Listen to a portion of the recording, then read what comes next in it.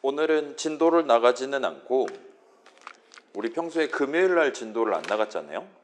목요일 날 이제 어느 정도 얘기하고 금요일 날 진도 안 나가고 했는데 이번에는 반대로 진행을 하려고 하고 있어요. 그래서 이번 주에 해볼 만한, 아마도 이번 주 내용이 진도 나간다고 할 만한 마지막 내용이 될 것 같아요. 그렇긴 한데 여러분 지금 프로젝트 진행할 때, 프로젝트 최종 버전 만들 때 쓸만한 스킬 하나를 소개를 해드리는 거니까 그걸 금요일날 구경하기로 하고, 오늘은 그래서 일단은 중간고사 채점 결과를 먼저 보여드릴게요. 그래서 지금 우리 몇몇 친구들 있고, 그래서 평균이 얼마가 나왔냐, 1교시 평균은 50점 만점에 24.36이 나왔습니다. 그 다음에 2교시 평균 같은 경우는 18.91이 나왔어요. 50점 만점이요.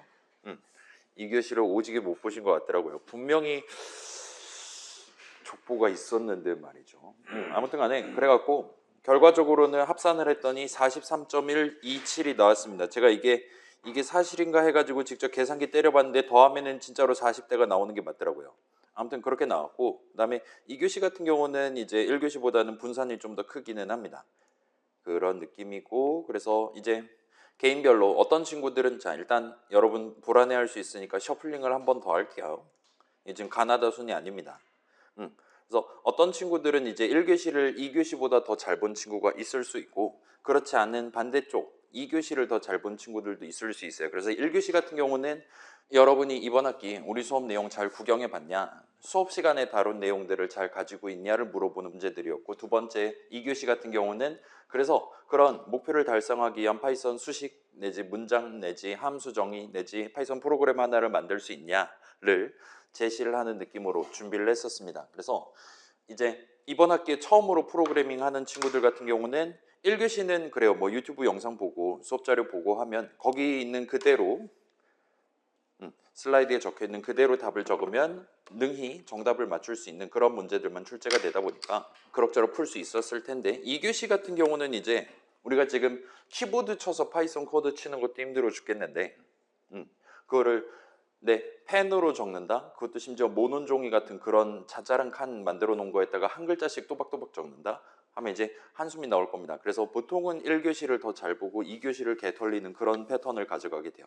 반면 이제 어느 정도 프로그래밍 좀 해봤다, 초중고 때 좀 해봤다 하는 친구들은 1교시 내용은 뭔가 아리까리 할 수 있습니다. 배운 지 너무 오래돼가지고 까먹었을 수 있어요. 그렇다고 지금 저거 영상을 다시 본다? 영상 지금 몇십 시간짜리가 올라가 있었을 거란 말이에요. 그게 너무나도 귀찮기 때문에 1교시 같은 경우는 제가 미리 엄선해서 준비해둔 함정 문제들에 들어가서 점수를 헌납했을 가능성이 있습니다. 반면 이제 고인물 친구들한테는, 그렇게 미리 공부해봤던 친구들한테는 2교시 문제들, 예를 들면 n의 n승 구해라.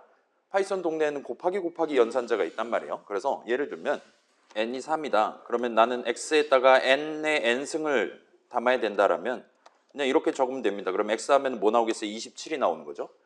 이렇게 한 줄 컷을 하고 그 문제 만점을 받고, 그러니까 1분 만에 만점을 받고 다른 문제에 시간을 쏟는 그런 식으로. 그래서 2교시 문제 같은 경우는 이제 그런 친구들, 미리 많이 해본 친구들한테는 왼손으로도 만점 받을 수 있는, 하품하면서 풀 수 있는 그런 수준의 난이도로 느껴졌을 거예요. 그렇다 보니까 2교시 점수를 상대적으로 더 잘 봤을 수 있습니다. 그걸 감안해서 우리 수업에서는 이 고입력이라는 팩터를 계산을 해봤어요. 그래서 1교시 더 잘 본 친구들이 상대적으로 청정한 친구들이고 2교시 더 잘 본 친구들이 고인물이다 그래서 그래서 어떻게 계산했냐, 2교시 득점에서 1교시 득점을 뺍니다. 그럼 이제 2교시를 더 잘 봤다면 양수고 1교시를 더 잘 봤다면 음수가 나올 거예요. 거기다가 1, 2교시 득점 중에 맥시멈 값을 곱할 거예요. 예를 들어 극단적으로 1교시를 만점 50점 받았다, 그 다음에 2교시를 0점 받았다라면 그 친구는 마이너스 50 곱하기 50을 해서 마이너스 2500의 고입력을 갖게 됩니다. 가장 강력한 청정수가 될 수 있어요. 그 반대로 0.50점을 땄다라면 플러스 2500으로 최고의 고입물이 될 수 있습니다. 그래서 지금 우리 보면 고입력이 가장 높은 친구는 1교시 31점, 2교시 47.5점을 딴 친구가 고입력이 가장 높게 나왔어요. 그 다음에 이제 극단적으로 본 친구들도 있을 것이고, 이제 반면 청정한 친구들 같은 경우는 마이너스 1092점을 달성한 친구가 있었습니다. 1교시는 40점을 땄는데 1교시, 2교시를 10점을 딴 친구가 있었어요. 거의 극과 극 수준이죠. 그 밑에는 지금 1교시 27.5점, 2교시 2.5점을 딴 친구, 그 밑엔 더 심각한 친구가 있네. 1교시 26점에 2교시 0.5점, 50점 만점에 1%의 점수를 딴 친구가 있었습니다. 그래서 그런 친구들이 이제 고입력이 높게 나오고 상대적으로 청정한 친구들이라 말할 수 있어요. 그래서 요걸 가지고 개인별 고입력이 있을 거잖아요. 거기다가 개인별 고입력에다가 우리 전체 고입력의 평균을 뺍니다. 그럼 이제 변환 고입력이라는 걸 잴 수 있어요. 변환 고입력은 평균을 다 뺐기 때문에 모든 친구들의 변환 고입력을 합산하면 0이 나오게 되는 겁니다. 당연히 그러겠죠. 그래서 지금 합산하면 매우 작은 0.000000에서 0이 11개 붙을 정도까지 내려가야지 0이 아닌 숫자가 튀어나올 정도로 튀어나왔어요. 그래서 그렇게 한 다음에 이제 변환 고입력이 음수인 친구들이 청정수가 되는 거고 양수인 친구들이 고인물이 되는 거란 말이에요. 그래서 우리 반 같은 경우는 지금 전체 인원수 50명 중에서 청정수로 판정된 친구는 24명, 그 다음에 고인물로 판정된 친구는 그렇게 하면 이제 26명이 되겠죠. 26명이 됩니다. 그래서 청정수 집단 24명의 숫자가 합산하면 정확히 마이너스 1이 되도록, 지금 같은 경우는 합산하면 얼마가 나왔냐? 마이너스 6657이 나왔어요. 그러니까 그거를 모든 친구들 각자의 변환 고입력에다가 뺄셈을 합니다. 그러면 고인물 지수라는 걸 잴 수가 있게 돼요. 그래서 청정수 집단의 고인물 지수의 합이 마이너스 1이 되고 고인물 집단의 고인물 지수 합이 플러스 1이 되도록 보정을 한 겁니다. 각각 나눗셈을 수행했어요. 그럼 이제 예를 들면 지금 아까 전에 고입력 1092를 달성한 친구 같은 경우는 고인물 지수가 마이너스 0.14가 나왔는데, 자, 여러분 저 친구를 안타깝다고 생각하지 않으셔도 괜찮아요. 평균보다 높습니다, 지금. 아무튼 간에 그래서 고인물 지수가 0.14다라는 거는 고인물 100명 중에 14명 정도의 지분을 차지하고 있다라고 봐주시면 돼요. 지금 같은 경우는 음수니까 청정수 집단의 14%, 5% 이런 느낌으로 된다 보시면 됩니다. 그래서 가장 고인 친구는 13%를 지금 지분을 차지하고 있는 것 같아요. 그 다음에 마지막으로 이 개인별 고인물 지수를 개인별 득점에다가 곱을 합니다. 그럼 이제 각각의 문제들이 청정수 친구들이 더 잘 풀었나 고인물 친구들이 더 잘 풀었나를 요 득점에 곱셈을 한 걸 합산을 하면 구할 수가 있게 돼요. 그래서 이런 느낌으로 어떤 문항들은 청정수 친구들이 더 잘 풀었다, 고인물 친구들이 더 잘 풀었다를 통계치를 낼 수가 있게 됩니다. 그래서 자, 살짝 보시면 뭐 1번 문제 14%, 살상률 14%밖에 안 돼요. 반면 2번 문제는 지금 살상률이 무려 93.62%를 차지하는 걸 볼 수 있습니다. 고인물 청정수 따지지 않고 다 털렸어요. 이게 무슨 문제였을까요? 그래요, 이거였어요. 자, 파이썬 프로그램을 만드는 도중에 프로그래머인 우리가 직접 키보드 쳐서 적는 것으로 알맞은 것을 모두 고르세요 였습니다. 그래서 문장이야말로 내가 적는 거라 그랬잖아요. 우리 2주차 제목이 내가 적는 것이었고 그때 문장을 소개했습니다. 따라서 1번은 골라야 돼요. 그러면 반복, 우리가 직접 적는 것이냐? 라고 물어보면 아니죠. 반복은 개념이잖아요. 순차분기 반복은 개념이고 여러분이 내 프로그램 실행 흐름에 반복 개념을 도입하기 위해 while문을 적을 수 있다는 얘기를 했습니다. 그 다음에 나중에 for문이라는 친구도 등장을 했죠. 자, 그 다음에 수식 내가 적는 거냐? 일단 수식은 문장의 디테일을 구성하는 거였고, 따라서 여러분이 문장을 적으려면 그 문장, 예를 들면 위턴문 적는다, 위턴 3 엔터 친다. 그러면 그 상황에서 여러분 아마 수식 3을 적게 될 겁니다. 따라서 내가 적는 게 맞아요. 그럼 이제 4번이에요. 함수는 내가 적는 것으로 알맞은 걸까요? 아니죠. 함수는 메모리 위에 올라가 있는 그 덩어리들, 뭐 인사니 뭐 인풋이니 그런 친구들이 함수고, 우리는 그런 새로운 인사란 이렇게 하는 것이다 라고 파이썬 인터프리터한테 알려주기 위해 문장의 일종인 함수 정의를 적을 수 있었습니다. 또는 지금 당장 인사를 해야 돼 하는 순간에 인사를 할 수 있게끔 적절한 자리에 적절한 문장 안에다가 그 인사에 대한 함수 호출식을 적는 게 가능했어요. 근데 여러분은 함수 그 자체를 손으로 적는 건 불가능합니다 라고 봐주시면 좋을 것 같아요. 그래서 이 친구는 우리가 직접 적는 것으로 알맞은 게 아니에요. 안 골라야 됩니다. 값도 비슷한 느낌이죠. 우리는 값이란 걸 직접 키보드로 칠 수 없어요. 대신에 나중에 계산하면 내가 원하는 값이 나올 만한 수식을 적습니다. 그런 것들 중에 예를 들면 우리가 지금 당장 인트값 3이 필요해. 왜냐? 라이프는 3으로 스타트 할 거니까. 내 게임은 그런 게임이니까. 라고 마음먹었을 때 여러분은 나중에 계산하면 항상 인트값 3이 나올 만한 인트 리터럴을 적는 게 가능했었습니다. 등등이라 봐주실 수 있어요. 그래서 이 친구 답은 무려 1번, 3번만 고르면 돼요. 그래서 2점짜리였습니다. 그리고 많은 친구들은 1번, 3번, 4번을 고른다든가 해서 결과적으로 0점을 받게 됐어요. 자, 여기서 이제 다만 어떤 친구 같은 경우는 1번, 3번을 골라야 되는데 2번, 4번, 5번을 고른 친구가 있었어요. 역배팅을 시도를 한 거죠. R 맞은 것. R이 리버스의 줄임말인가 막 그렇게 외국인 친구들 생각할 수도 있는 거잖아요. 그렇다 보니까 그 경우에는 안타까우니까 그거는 절반의 점수를 인정해 드렸습니다. 완전히 거꾸로 적었다라면 그거는 얘 같은 경우는 1점을 부여를 해드렸어요. 아무튼 그런 느낌으로 해서 무려 살상률이 93.62%를 기록을 했습니다. 이고 그 다음에 뭐 3번 문제 대부분 맞췄어요. 4번 76.60%. 그래서 얘 같은 경우는 그나마 청정수 친구들이 좀 더 잘 풀었다라고 말할 수 있습니다. 이 차가 양수면 청정수 친구들이 더 점수를 잘 딴 거예요. 음수면 그렇지 않은 거고요. 그렇게 봐주시면 될 것 같아요. 그래서 4번 문제 한번 볼까요? 원하는 횟수만큼 반복을 구성할 때 보통 쓰는 3단 콤보로 적절하지 않은 것을 모두 고르세요니까 아마도 두 개를 고르면 되겠죠. 제가 양심이 있으면 3단 콤보라 그래놓고 답을 두 개만 만들어 놨을 리는 없는 거잖아요. 그러니까 맞는 거를 두 개만 집어넣진 않았을 거잖아요. 그래서 첫 반복 준비, 그 다음에 이번에 반복을 그만둘지 체크, 그 다음에 다음 반복 준비, 이렇게 세 개를 골라주시면 됩니다. 1, 2, 4를 골라주셨으면 돼요. 그 다음에 보통은 5번을 고르진, 5번은 그래요. 적절하지 않은 거를 고르는 거니까 5번은 보통은 다 잘 골라주셨어요.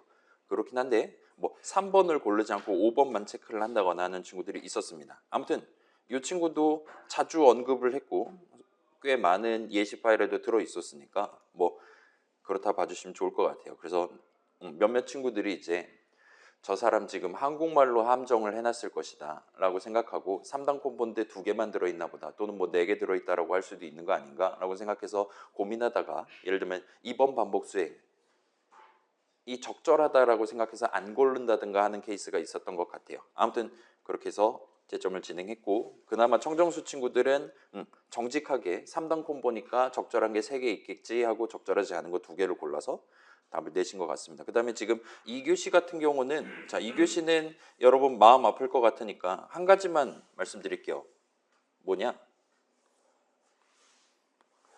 이 마지막 문제 있잖아요. 소수 찾기 프로그램. 일단 얘가 평균이 얼마가 나왔냐면 평균 59% 정도가 나왔어요. 그 정도의 살상률을 보였고 그 다음에 청정수 친구들은 사실상 전멸했고 고인물 친구들은 여기서 점수를 꽤 많이 가져가셨습니다. 라고 봐주시면 좋을 것 같아요. 아무튼 그렇고 그래서 소수 찾기 프로그램 기본 흐름 해서 딱 여기 적혀있는 내용이 들어있냐 그렇지 않냐에 따라서 점수를 매겼습니다. 그 다음에 예를 들면 모는 종이로 해놨는데 그 칸을 무시하고 그냥 글자를 적었다라든가 아니면 이품은 첫 줄이라든가 함수정의 첫 줄에 콜론을 2번 이상 빼먹었다라든가 아니면 들여쓰기가 애매하다라든가 할 때마다 이제 1점씩 감점을 한다든가 해서 줄을 맞춰 드린다든가 등등 작업을 수행을 했어요. 아무튼 그런 걸 한 결과 요 각각의 목표를 달성할 수 있다라면 점수를 드렸습니다. 그래서 어떤 친구는 딱 한 줄을 적었는데 저한테 편지를 쓰는 편지 메시지를 프린트하는 한 줄을 적었더라고요. 그거 같은 경우는 그게 이제 적절한 종료 메시지 나의 중간고사는 이렇게 끝나는 거구나라는 적절한 종료 메시지로 간주해서 1점을 드렸습니다. 그래서 그런 느낌으로 봐주시면 좋겠고 뭐 여기는 없긴 하지만 예를 들면 리턴해야 되는 목표인데 프린트를 한다라든가 하는 것도 미리 차림표를 마련해두고 그러니까 뭐라 그래야 될까요? 성형외과 그 막 가격 테이블 같은 거 있잖아요. 그런 거 마련해두고 보정을 진행해서 채점을 진행을 했습니다. 아무튼 그래서 자 우리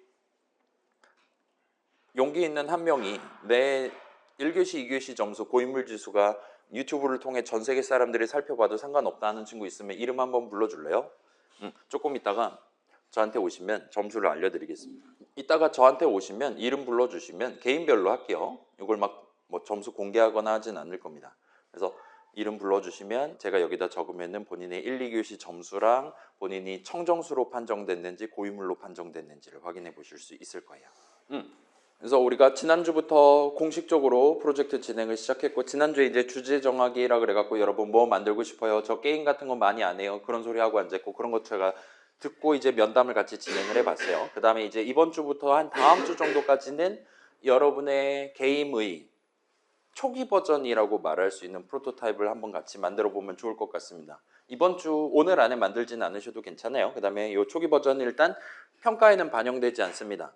그렇기는 한데 여러분이 나중에 16주차 토요일까지 최종 버전을 만든다라고 생각을 한다면 그 이전에 오늘 얘기하는 그런 기본적인 요건만 일단 먼저 챙겨서 초기 버전 한번 살짝 만들어 두고, 그 다음에 미적 공부한 다음에 미적 기말고사 본 다음에 다시 돌아와서 우리 수업 프로젝트 나만의 게임 최종 버전을 만들어 보시는 거를 일단은 추천을 드리겠습니다. 그래서 일단 진행하려고 하고 있고, 한 1시간 정도 하면 이제 끝이 날 겁니다. 그거 끝나면 이제 여러분 개인별로 점수 알려드리고, 그 다음에 답안지 확인하고 싶은 친구들 답안지 나눠드려서 보여드리고, 그 다음에 우리 프로젝트라든가 과제라든가 도움 필요한 친구들 도와드리고 13주차를 마무리를 해보도록 할게요. 아무튼 그래서 오늘은 우리가 지금 계속 실행되는 프로그램이다 해가지고 여러분들한테 뭐 GUI blank.py 이렇게 해갖고 .py 파일을 제공을 해놓고 여러분들한테 initialize라는 함수, update라는 함수에 대한 함수정의 내용물을 채워서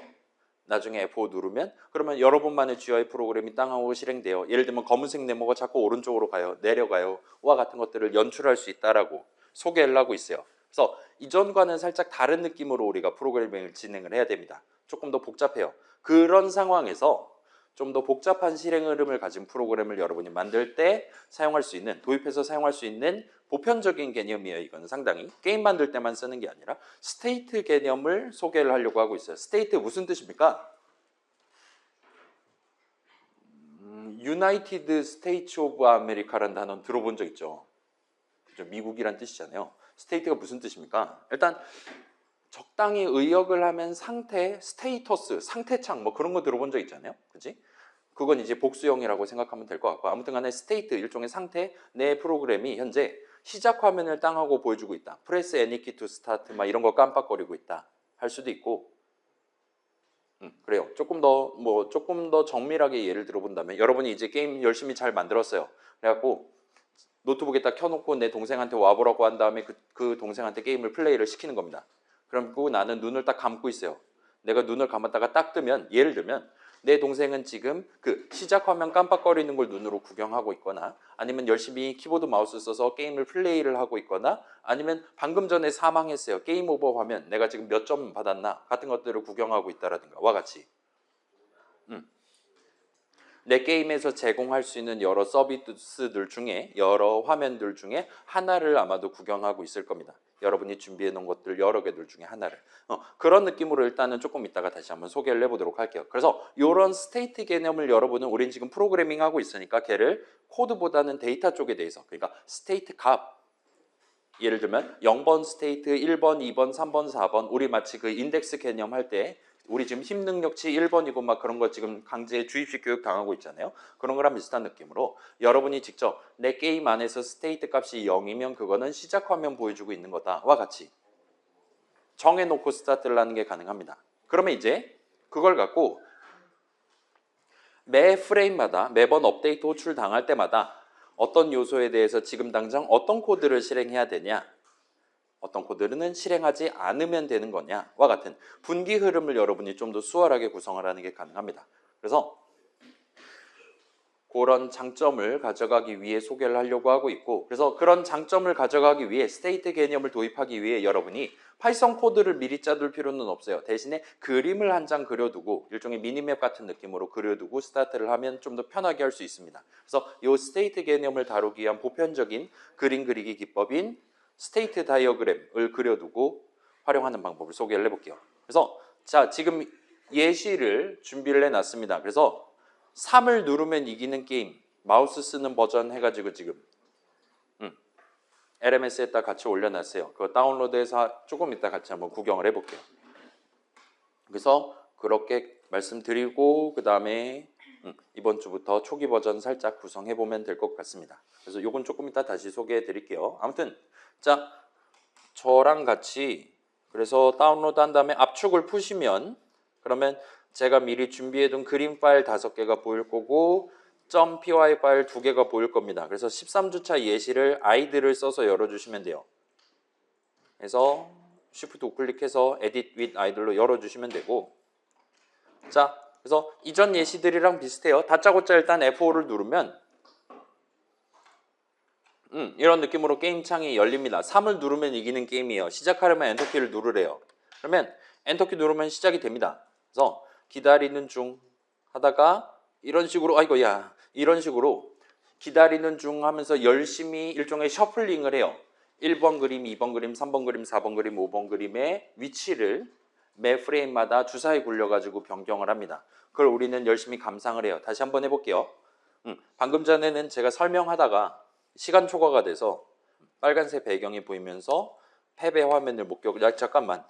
그래서 또 시간 초과입니다라고 얘기를 하는 걸 볼 수 있습니다. 다시 한번 해볼게요.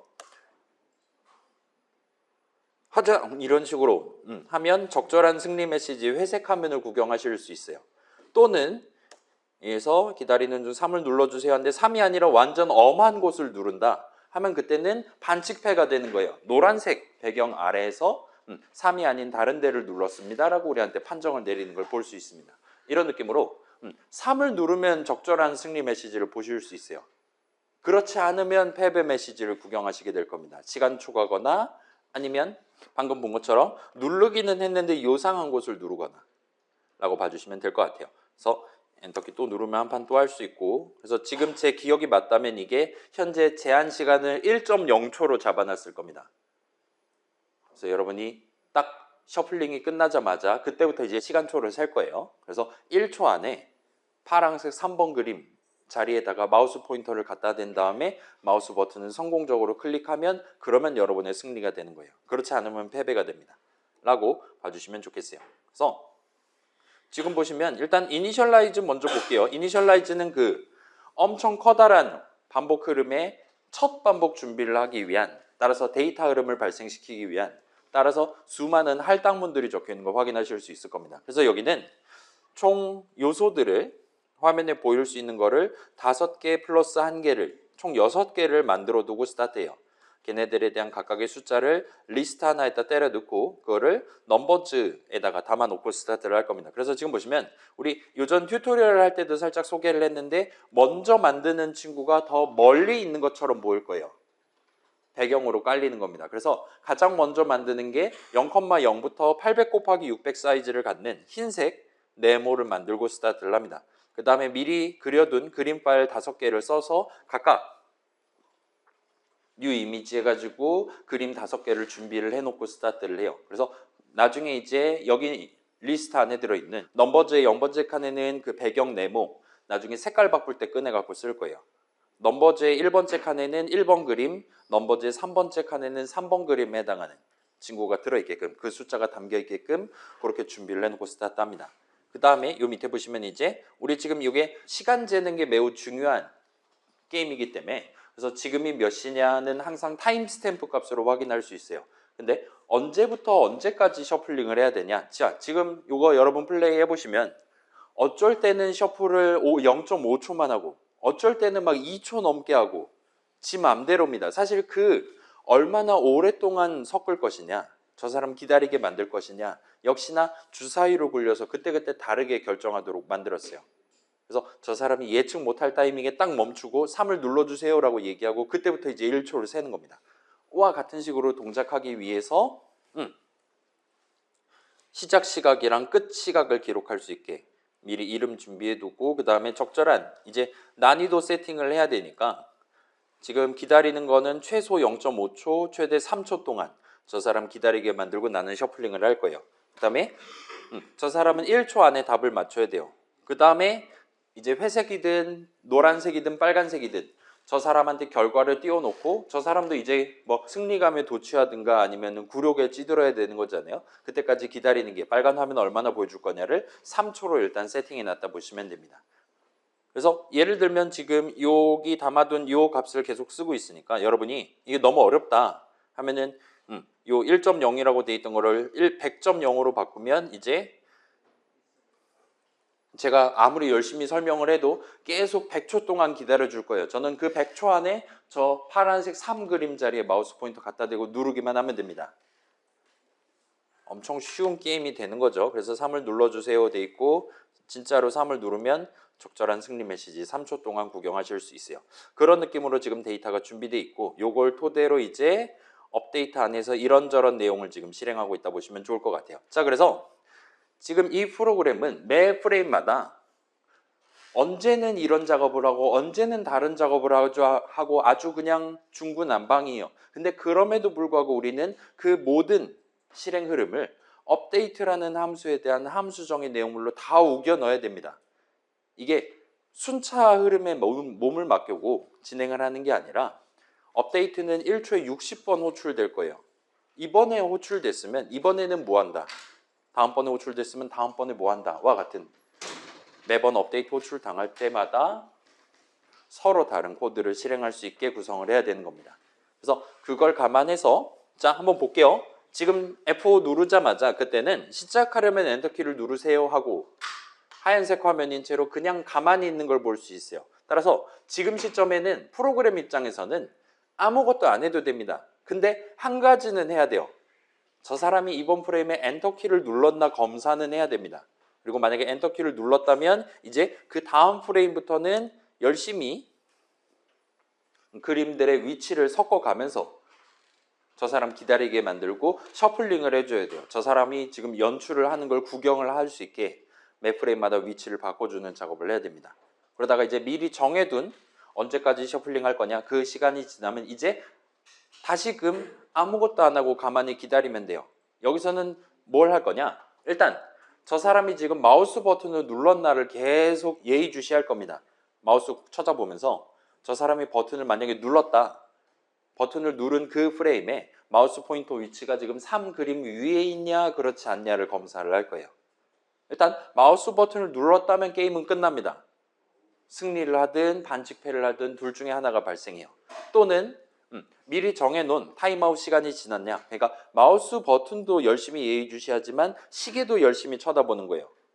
시계 열심히 쳐다보다가 지금 같은 경우 저는 100초로 세팅해놨는데 100초가 지나면 빨간 화면을 이제 보여주기 시작할 겁니다. 그럼 이제 시간 초과입니다 라고 보여주면 돼요. 자, 그럼 이제 그런 식으로 게임이 끝난 이후 시점에는 현재 세팅상으로는 3초 동안 저 사람이 승리 화면, 반칙패 화면, 패배 화면을 눈으로 보고 어떤 감정을 불러일으킬 수 있게끔 약간 기다리는 시간을 가져요. 그때도 역시나 일단은 아무것도 안 해도 돼요. 대신에 시계만 쳐다봅니다. 3초가 지났냐 안 지났냐. 3초가 지났다면 다시 그림들 화면에서 안 보이게 바꿔주고 저 사람 엔터키 칠 때까지 기다리는 원래 F5 눌렀을 때 가장 처음에 수행하던 그 작업을 다시금 수행하면 잠깐만 EJ 백추라고? 시간 초과래요. 같은 느낌으로 동작한다 봐주시면 돼요. 자, 그래서 이 정도 일단 얘기해 드리고 일단 슬라이드로 돌아가 볼게요. 자, 그래서 전체 프로그램은 이런 느낌으로 실행된다고 말할 수 있어요. 처음 프로그램 실행하면 아무것도 안 합니다. 그러다가 엔터키를 누르면 그림들의 위치를 변경하기 시작할 거예요. 그 다음에 임의의 시간 0.5초에서 3초 사이에 임의의 시간이 지나면 사용자 입력을 받기 시작할 겁니다. 열심히 마우스 버튼 쳐다보기 시작할 거예요. 그러다가 사용자가 3이 적혀있는 그 그림을 누르면 적절한 승리 메시지를 3초 동안 보여줄 거예요. 그 다음에 그 일정 시간 3초가 지나면 다시 초기 상태로 돌아갑니다. 또 엔터키 치면 다음 판을 해볼 수 있게 그렇게 된다 보시면 될 것 같아요. 그래서 자, 오늘의 주제이기도 한 이 스테이트가 여기 상태라는 한국말 단어로 등장했다라고 말할 수 있어요. 그래서 지금 여기 나열해둔 내용 확실히 여기 적어둔 한국말로 적어둔 순서대로 내 프로그램은 지금 이 3을 누르면 이기는 게임은 동작하고 있는 것 같잖아요. 이 한국말 서술을 각각의 상태들에 대한 서술로 정리해서 다시 적으면 이제 이런 느낌이 됩니다. 그래서 시작 상태, 대기 상태, 출제 상태, 결과 확인 상태라고 나눠서 서술을 하는 게 가능할 거예요. 그 다음에 이 중에 F5를 눌렀을 때는 일단 내 프로그램은 시작 상태인 채로 스타트를 합니다.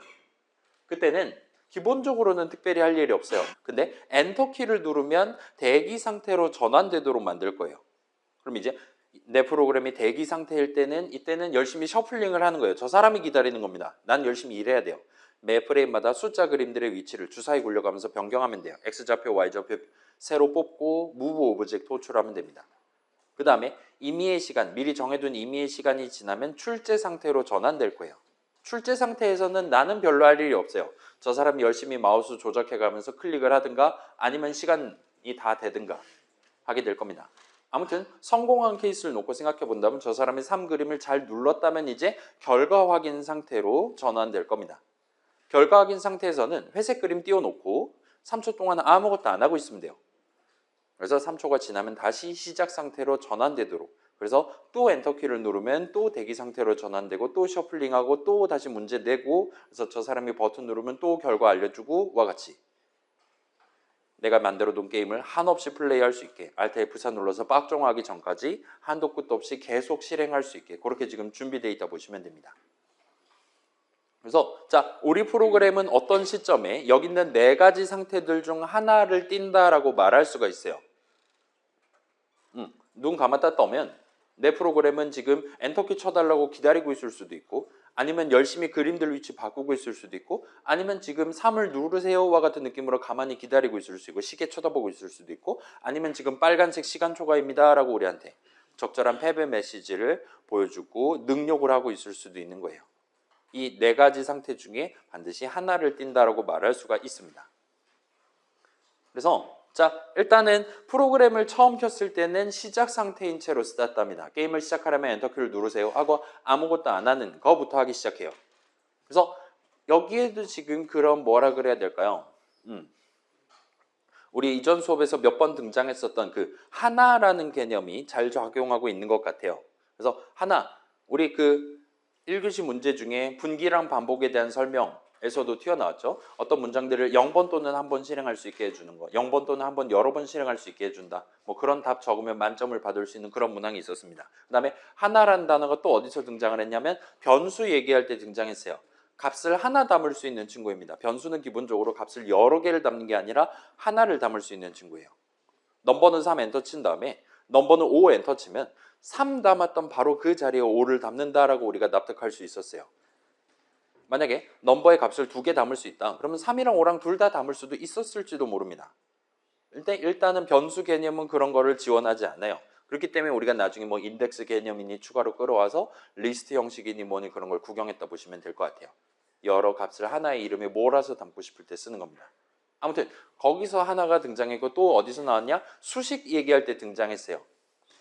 계산하면 결과값이 하나 나오는 친구를 수식이라 부릅니다. 등등등. 컴퓨터 동네에서는 이 하나라는 규칙이 매우 중요하게 작용하고 있다고 봐주시면 좋을 것 같아요. 아무튼 내 프로그램이 무슨 상태냐 라고 질문하면 나는 딱 한 가지 단어만 말하면 된다는 거예요. 시작, 대기, 출제, 결과 확인 4개 중에 반드시 하나만 말하면 됩니다. 내 프로그램은 동시에 2개 이상, 그러니까 하나를 초과하는 여러 상태를 지닐 수도 없고, 반대로 내 프로그램은 그 어떤 상태도 띄지 않는 0개의 상태에 해당하는 경우도 없어요. 반드시 하나입니다. 따라서 방금 말했던 그 변수 개념을 간단히 도입하면 우리가 이 스테이트 개념을 내 프로그램 안에 얼마든지 녹여낼 수가 있는 겁니다. 그냥 이름 스테이트, STATE와 같이 적용해서 거기다가 0 담아놓으면 시작 상태, 1 담아놓으면 대기 상태와 같은 느낌으로 여러분이 마음속으로 생각해 두고 코드를 작성하면 된다는 거예요. 그 다음에 자, 특정 상태일 때 특정 조건을 만족하는 경우 이 상태에 대한 전환이 발생할 수 있어요. 영어로는 transition이라고 부릅니다. 그래서 예를 들면 시작 상태였다가 출제 상태로 전환될 수 있어요. 그 전환이 발생하는 조건은 사용자가 이번 프레임에 엔터키를 쳤냐입니다. 얼마든지 여러분 if은 적을 수 있겠죠? 지난 튜토리얼에서도 예를 들면 escape 누르면 박종을 한다 그런 거 본 적 있잖아요. 그런 거 비슷하게 조건을 지정할 수 있을 겁니다. 그 다음에 마우스 버튼 눌렀을 때에 대해서도 얼마든지 할 수 있고, 그 다음에 시간과 관련한 조건, 예를 들면 결과 확인 상태로 돌입한 지 3초가 지났냐, 지났을 땐 true, 그렇지 않으면 false가 나오는 수식, 여러분 지금 얼마든지 적을 수 있을 겁니다. 일단 부등식을 적으면 돼요. 그 다음에 현재 몇 시냐는 타임스탬프 값으로 확인할 수 있습니다. 그 다음에 결과 확인 상태로 진입한, 그러니까 전환이 발생한 그 시점이 언제였냐, 그러면 그 시점에 타임스탬프 값을 미리 백업을 해두면 돼요. 언제 시작했냐를 백업해두고 지금이 몇 시냐는 내가 항상 알 수 있습니다. 그 둘을 빼면 진입한지 전환된지 몇 초가 지났냐, 시각 빼기 시각을 하는 거니까 시간을 구할 수가 있어요. 그리고 그 숫자가 3.0보다 크냐와 같이 부등식을 세우면 이 부분의 조건식을 뚝딱 만들어낼 수 있을 겁니다. 등등등이라고 봐주시면 좋을 것 같아요. 그래서 여기까지 말씀드리면 스테이트 개념을 거의 전부 얘기를 했다라고 말할 수가 있습니다. 그래서 자, 프로그램은 동시에 한 가지 상태만 띄울 수 있어요. 이게 일단은 핵심입니다. 그러기 위해서 내 프로그램은 F5를 눌렀을 때 처음에 어떤 상태로 스타트할 거냐를 여러분이 먼저 정해놓고 진행을 해야 돼요. 그래서 보통 그걸 초기 상태 정도로 부릅니다. 시작 상태 정도로 얘기를 하실 수도 있어요. 그러다가 전환되고 하다 보면 현재 상태가 그때그때 바뀔 수 있습니다. 그 다음에 여러분은 if 하나를 길다란 거를 도입해서 예를 들면 if state가 0이면 if state가 1이면 과 같은 느낌으로 분기 흐름을 내 업데이트 안에다가 밀어 넣어둘 수가 있어요. 그래서 조금 이따 이건 코드에서 다시 한번 소개해 볼게요. 이렇게 분기 흐름을 넣어두면 매번 업데이트 호출을 할 때마다 스테이트 값이 어쩔 땐 0이고 어쩔 땐 1이고 어쩔 땐 3일 거란 말이에요. 그때그때마다 서로 다른 코드 덩어리를 실행할 수 있게 만들 수 있다 보시면 될 것 같아요. 그 다음에 그런 상태들 사이의 전환도 여러분이 얼마든지 내 파이썬 코드를 적어서 스테이트는 3으로 바꾼다, 스테이트는 5로 바꾼다와 같이 할당문을 적어서 진행할 수 있습니다. 다만 그거를 모든 매 프레임마다 해야 되는 건 아니에요. 따라서 우리는 보통은 특정 조건을 달성할 때만 상태 전환이 발생하도록 스테이트 값이 바뀌도록 만들게 될 겁니다. 그러기 위해서 아마도 또다시 이 부분을 열심히 적으시게 될 거예요. GUI 프로그램 만드는 동안 업데이트 내용물 안에다가 보통은 이 부분을 몇십 개, 몇백 개를 이제 적게 된다라고 생각해 주시면 좋을 것 같습니다. 그 다음에 자, 이제 예를 들면 지금 시간 초과가 되면 빨간색 화면 보여줘야 되는 거잖아요. 좀 더 정밀하게는 보여주기 시작해야 되는 거잖아요.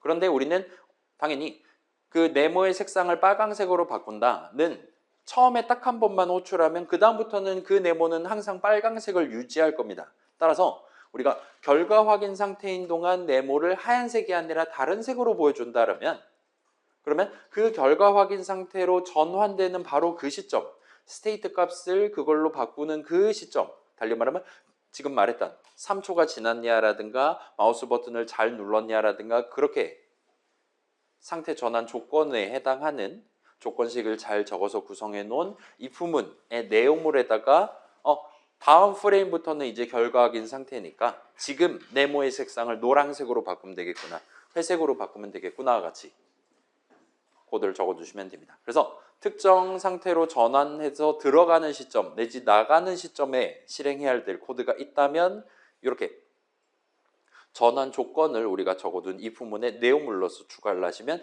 간단하게 진행할 수 있어요. 그렇게 봐주시면 될 것 같습니다. 그래서 이런 상태들이랑 그 사이의 전환 가능성을 그리고 그림으로 그려두는 게 가능하고 그걸 이제 스테이트 다이어그램이라고 부른다 보시면 될 것 같아요. 자, 이 스테이트 다이어그램은 일단 지금 보시는 것처럼 동그라미랑 화살표를 써서 표현하는 그림이에요. 그 다음에 얘는 컴퓨터 동네 아니면 게임 만드는 동네뿐만 아니라 그냥 아무 데서나 보편적으로 쓰실 수 있는 그런 느낌의 그림 그리기 기법입니다. 그래서 여러분 아마 요거랑 비슷한 것 중에 순서도라는 거를 본 적 있을 거예요. 초중고 시절에 그 막 네모 박스 있고 그 다음에 마름모 해가지고 뭐 예 아니요 그런 식으로 돼 있는 거 구경해 본 적 있을 거예요. 심리 테스트라든가 하는 거죠. 자, 의외로 그 순서도는 ISO 표준이 존재합니다. 순서도 그리는 법이라는 국제 표준이 존재해요. 그리고 그 국제 표준대로 그리면 순서도 잘 알이 되는 거고 순서도 프로게이머가 되는 거고 그 규칙을 지키지 않으면 이제 사문난적이 된다 보시면 돼요. 예를 들면 그 ISO 표준에 뭐가 적혀 있냐? 그 마름모 있잖아요, 여러분. 마름모 뭐뭐입니까? 물어보고 그다음에 들어오는 화살표가 있고 나가는 화살표가 두 개 있는 거잖아요. 여기서 ISO 표준상으로는 나가는 화살표 중에 이렇게 내려가는 화살표가 yes 내지 true를 의미하는 겁니다. 그 다음에 옆으로 빠지는 화살표가 그 반대에 해당하는 no 내지는 false에 해당하는 거예요. 그래서 여러분이 이 규칙대로 잘 이 마름모 표현을 쓰면 여러분은 ISO 표준을 준수해가면서 쓴 셈이 되는 거고, 그러면 여러분이 그려둔 순서도를 우리 한국 사람뿐만 아니라 저뿐만 아니라 뭐 다른 나라 사람, 미국 사람이라든가 등등 에서도 우리가 적어놨을 때 머릿속으로 꿈꿨던 그 의미 그대로 그 사람도 해석을 할 수 있게 된다 보시면 될 것 같아요. 자, ISO 표준을 만들어 놓은 이유는 당연스럽게도 동네마다 이 순서도라는 걸 그리는 방법이 완전 개중구난방이었기 때문이에요. 근데 그럼에도 불구하고 A라는 회사에서 만들어 놓은 순서도를 B라는 회사에서 가져와 가지고 본인들 제품을 만들 때 쓴다거나 하는 식으로. 그림 그리는 사람이랑 그려둔 걸 구경하는 사람이 서로 다른데, 문제는 그 두 사람이 그리는 방법도 서로 다르게 고등학교 시간에 배웠다는 거예요. 그러면 이제 문제가 생기는 겁니다. 서로 이제 분쟁이 발생하는 거예요. 아, 이건 그런 뜻이 아니었는데 왜 그렇게 만들어 놨어요? 아, 네가 이렇게 그려놨잖아요. 이러면 이제 거래는 파탄이 나는 거고, 잘못하면 총싸움이 발생할 수도 있는 거잖아요. 그렇기 때문에 ISO 표준이 도입됐다 보시면 돼요. 자, 수많은 표준들 여러분 뭐 다양한 거 뭐 구경해 봤을까요? 여러분 핸드폰 살 때도 요즘 막 5G니 뭐 LTE니 뭐 그런 거 들어본 적 있잖아요. 걔네들도 다 그렇게 미리 마련해둔 표준에서 제시하는 단어로 보시면 됩니다. 와이파이라는 것도 표준. 그래서 요즘 와이파이 막 우리 학교 와이파이라든가 접속하면 숫자 6 뜨잖아요, 핸드폰에. 그게 와이파이 6 여섯 번째 표준이다라고 여러분 간단히 생각하면 돼요. 지금은 일곱 번째 표준도 나왔고요. 등등이라고 봐주시면 좋을 것 같아요. 그래서 파이썬도 비슷한 느낌이에요. 우리가 쓰고 있는 파이썬도 3.12 표준을 써서 우리가 적어놓은 파이썬 문장들을 해석해주는 그런 파이썬 인터프리터를 우리가 지금 사역하고 있다 보시면 됩니다. 3.13이 10월에 등장한 거고요. 아무튼 간에 그런데 스테이트 다이어그램 같은 경우는 표준이 존재하지 않아요. 여러분이 동그라미 자유롭게 그리시고 화살표 자유롭게 그리고 아 이거 내 스테이트 다이어그램이요 하면은 박수 쳐드릴 겁니다. 그런 식으로 어디에서나 통용되는 표준이 존재하지 않아요. 그래서 일단은 가볍게 여러분이 구경해 보셔도 될 겁니다. 그래서 일단 보면 확실히 동그라미랑 화살표로 구성되어 있잖아요. 그 상태들은 동그라미, 스테이트들은 동그라미로 표현하고 각 스테이트들 사이의 전환 가능성, 예를 들면 지금 시작 상태에서 대기 상태로 전환될 수 있다라는 거를 시작 동그라미에서 시작 스테이트 동그라미에서 스타트하고 대기 스테이트 동그라미에서 도착하는 그런 느낌의 단방향 화살표로 지금 표현해 놓은 거라 보시면 됩니다. 그 다음에 결과 확인하고 3초 뒤면 다시 시작 상태로 돌아갈 수 있으니까 그거에 해당하는 역방향 화살표도 지금 그려놨다 보시면 돼요. 이런 식으로 열심히 한 바퀴 한 바퀴 돌 때마다 내 게임을 한 판 플레이할 수 있게 되는 겁니다. 근데 유일하게 보통 대부분의 화살표는 시작점이랑 끝점이 동그라미인데 유일하게 시작점이 동그라미가 아닌 맨 땅에서 스타트하는 화살표가 딱 하나 존재해야 돼요. 그리고 그 화살표가 향하는 상태가 초기 상태가 된다라 보시면 됩니다. 지금 같은 경우는 F4를 눌렀을 때는 이 네 가지 상태 중에 시작 상태인 채로 엔터키 누르는 거 기다리는 그 작업을 먼저 수행한다와 같이 표현해 놨다라 봐주시면 돼요. 자, 그 다음에 요거는 우리 수업에서는 계속 실행되는 프로그램 만드는 거니까 우리 수업에서는 그릴 필요가 없긴 한데 그 시작에 반대되는 이 동그라미에 도달하면 프로그램 실행 끝나는 거에에 해당하는 종말에 해당하는 종료 스테이트도 얼마든지 존재할 수 있습니다. 그리고 걔는 0개 또는 1개 또는 여러 개 존재할 수도 있어요. 여러분 게임의 엔딩이 굿 엔딩, 배드 엔딩 막 그렇게 나올 수 있는 거잖아요. 그런 거랑 비슷한 느낌으로 종료 상태는 여러 개 그려둘 수도 있어요. 만약에 그린다면 걔는 동그라미를 2개를 치시면 됩니다. 2겹 동그라미를 치시면 돼요. 뭐 우리는 신경 안 써도 될 것 같으니까 얘는 그냥 내비두고 그 다음에 화살표 같은 경우는 일단 기본적으로는 단방향입니다. 그리고 여러분이 자유롭게 그릴 수 있어요. 심지어 시작 상태에서 스타트해서 시작 상태로 돌아가는 도돌이표 같은 느낌의 화살표를 그릴 수도 있어요. 보통 일단은 우리가 지금 쓰고 있는 이 게임 만들 때는 그런 상황은 굳이 쓸 필요가 없을 것 같은데 나중에 다른 데서 스테이트 다이어그램 쓴다. 그럼 도돌이표에 해당하는 화살표를 그려야 될 수도 있습니다. 그 다음에 예를 들면 시작 상태에서 결과 확인 상태로 직통으로 갈 수도 있고 돌아올 수도 있다 라면 화살표를 양방향으로 2개를 왕복 2차선으로 그리시면 되는 거예요. 등등이라고 봐주시면 좋을 것 같아요. 그래서 동그라미에서 나가는 화살표가 여러 개가 될 수도 있고 동그라미로 들어오는 화살표가 여러 개가 될 수도 있습니다. 자유롭게 완전 자유롭게 그리시면 돼요. 그 다음에 자, 원래 스테이트 다이어그램 자체는 그냥 동그라미만 그리고 화살표만 그리면 일단은 끝이긴 합니다. 근데 보통은 이 스테이트 다이어그램 동그라미 안에다가 그래서 이게 무슨 상태냐? 나중에 게임에서 뭐에 해당하는 상태인 거냐를 여러분이 보통 한국말이라든가 자유롭게 본인만 알아볼 수 있는 느낌으로 메모를 해두는 게 가능해요. 일종의 주석을 달아두는 게 가능합니다. 그 다음에 여기서는 그래서 한국말로 방금 봤던 시작, 대기, 출제, 결과 확인, 상태 이름을 적어놓고 그 다음에 거기에다가 각각의 동그라미에 숫자를 지금 매겨놨다 보시면 돼요. 시작 상태는 0번 상태다. 대기 상태는 1번 상태다. 마치 여러분이 힘 능력치는 1번 능력치고 0번째 칸에는 이름 들어가고 2번째 칸에는 민첩성 들어간다와 같이 우리 프로그램 안에서 사용할 숫자에 대해서 사람들이 의미 부여를 해두는 게 가능합니다. 그래서 나중에 스테이트 값이 0이면 시작 상태인 걸 의미하고 등등을 여러분이 머릿속으로 떠올려 가면서 필요하다면 파이썬 주석으로 적어두면서 내 원래 정해놓은 그 뜻에 맞게 적절한 if문 내용물 안에 적절한 코드를 적는 식으로 접근하시면 돼요. 비슷한 느낌으로 화살표에도 여러분이 설명을 적어두는 게 가능해요. 예를 들면 출제 상태에서 굿 엔딩 스테이트랑 배드 엔딩 스테이트 두 개를 준비해 놓고 각각으로 나가는 화살표를 만들어 놨다 칩시다. 그럴 때 굿 엔딩으로 나가는 화살표에다가 거기다가는 이 게임에서 승리하기 위한 조건을 한국말로 적어두는 거예요. 예를 들면 3000점 이상 1분 안에 달성 같은 느낌으로 적어두는 게 가능할 겁니다. 그럼 이제 배드 엔딩으로 향하는 화살표에는 3000점을 달성하지 못한 채로 제한 시간이 끝남과 같은 느낌으로 적어두는 게 가능하겠죠.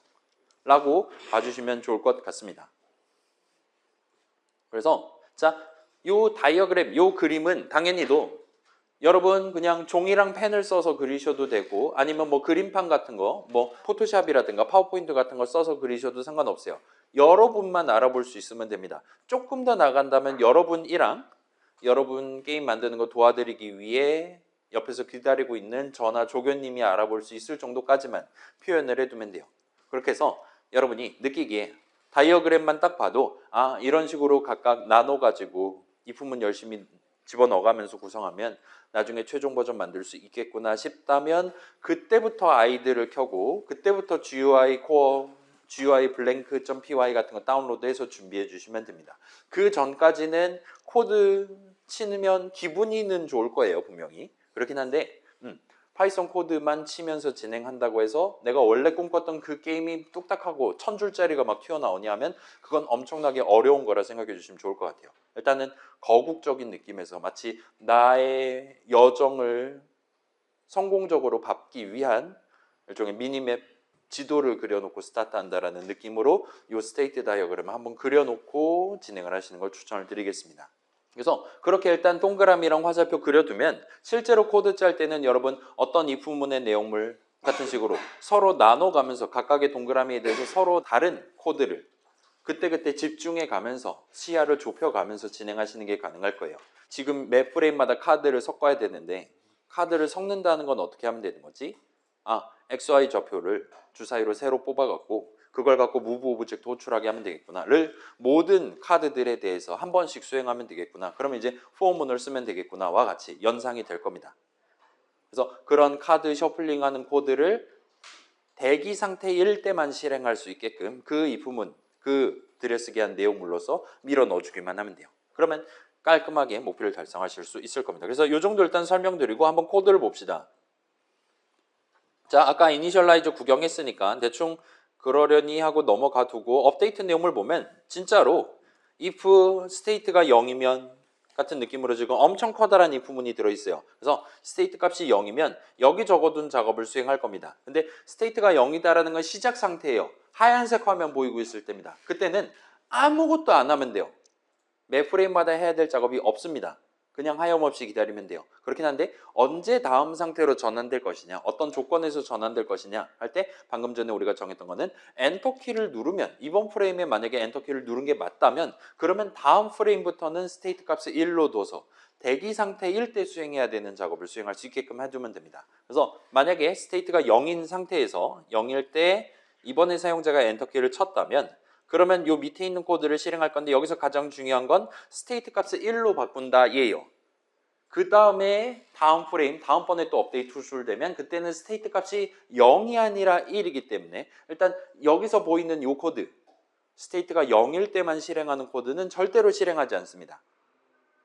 대신에 스테이트가 1일 때 실행해야 되는 코드만 붙잡고 실행을 하게 될 거예요. 그래서 엔터키를 치면 일단 제목을 바꿉니다. 기다리는 중 보여주기 시작해야 되니까요.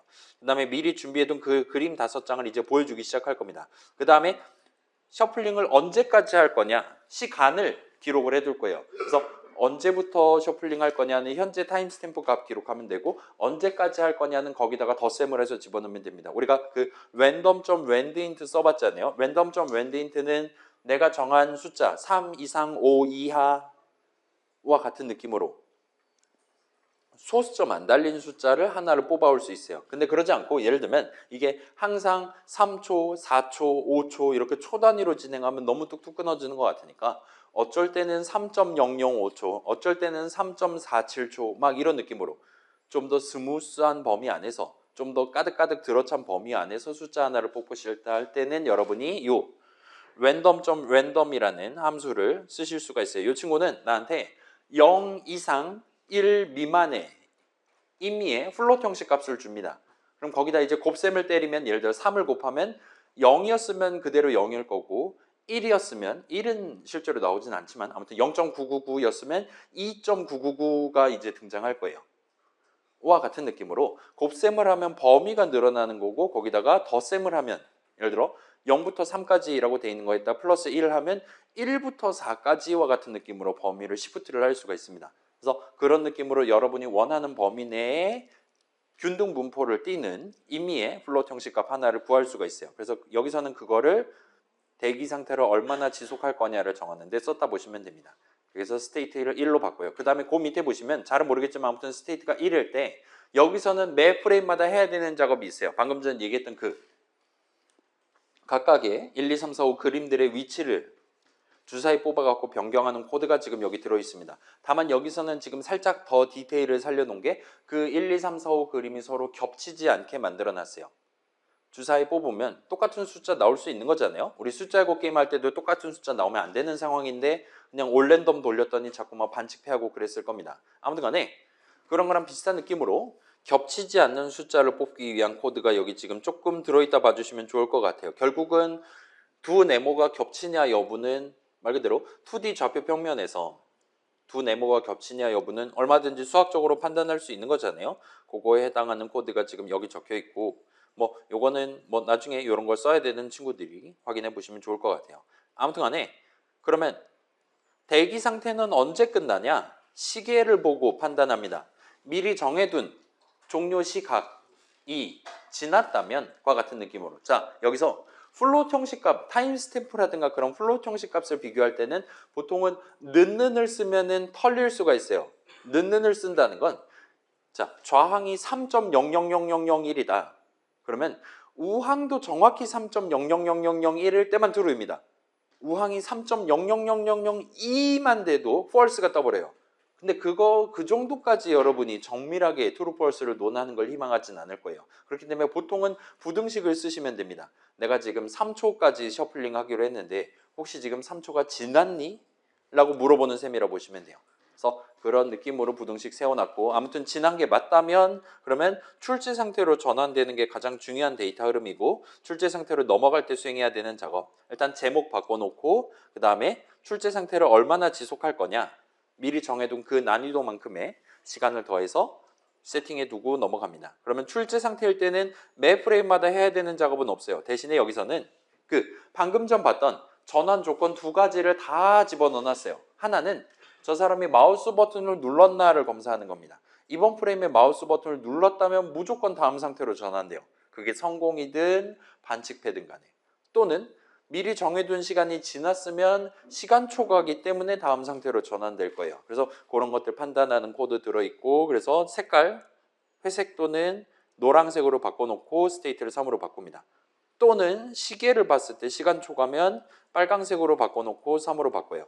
그럼 이제 결과 확인 상태에서는 여기선 시계만 열심히 쳐다보다가 3초 동안 보여주기로 했으니까 시계만 열심히 쳐다보다가 3초가 지났으면 제목 다시 바꾸고 뒤에 배경 다시 하얀색으로 바꾸고 1, 2, 3, 4, 5 그림 안 보이도록 가려놓고 스테이트 값을 0으로 바꿉니다. 그러면 이제 다시 다음 프레임부터는 요 꼭대기에다 적어둔 이 코드를, 이 부문을 매 프레임마다 실행하게 될 거예요. 그래서 매번 업데이트할 때마다 이 네 가지 덩어리들 중에 동시에 한 가지 덩어리만 실질적으로 실행하게 되는 그런 느낌의 분기 흐름을 여러분이 도입하면 된다라 봐주시면 좋을 것 같습니다.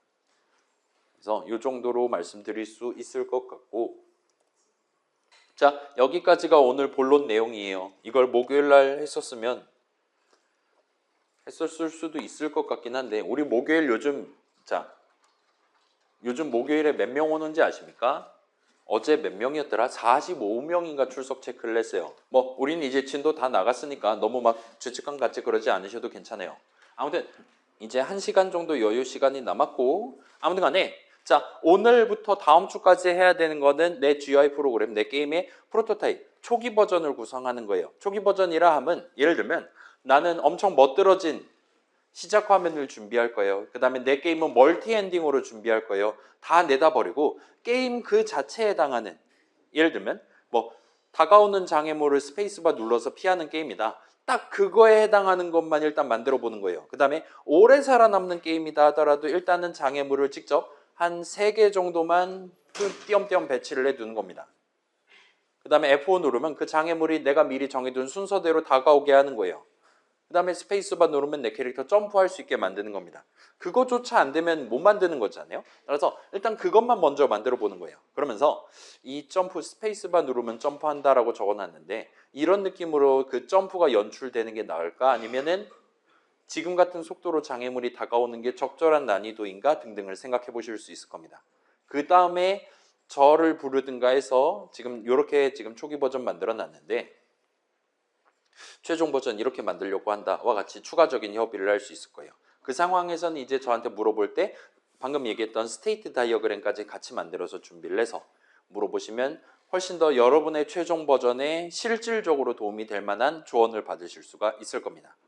그래서 필수적인 요소들, 예를 들면 뭐 스페이스만 누르면 마음속으로 점프하지 마시고 실제로 네모가 위아래로 왔다 갔다 하는 것 정도는 표현을 해 주셔야 되는 거예요. 그 정도까지만 해서 그걸 초기 버전이라고 다음 주까지 한번 구성을 해보시는 걸 추천드립니다. 그 다음에 그래서 내 게임은 과연 주요 기능이 어디서부터 어디까지냐가 궁금한 친구들은 저한테 물어보시면 그건 제가 적당히 영역을 나눠드리도록 할게요. 그래서 여기까지가 마지막 슬라이드고, 일단 촬영은 여기까지 해두고